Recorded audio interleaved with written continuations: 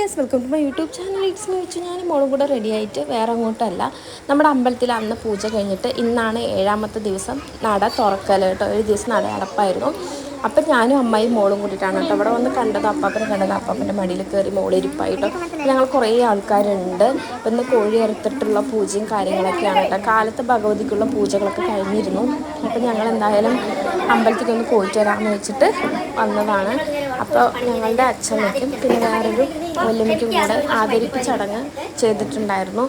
വേറൊന്നുമല്ല, നമ്മുടെ അമ്പലത്തിലെ എല്ലാ കാര്യങ്ങൾക്കും അവർ നല്ല സഹകരണത്തോടു കൂടി മുമ്പിൽ നിൽക്കാനും ഭഗവതി പാട്ടിനൊക്കെ കാലത്ത് മുതൽ അമ്പലത്തിൽ തന്നെ ഉണ്ടായിരുന്നു. ഓരോ കാര്യങ്ങൾ ചെയ്യാനും അതേപോലെ തന്നെ വൈകിട്ട് പാട്ടിനൊക്കെ ഇരിക്കുന്നതാണ്.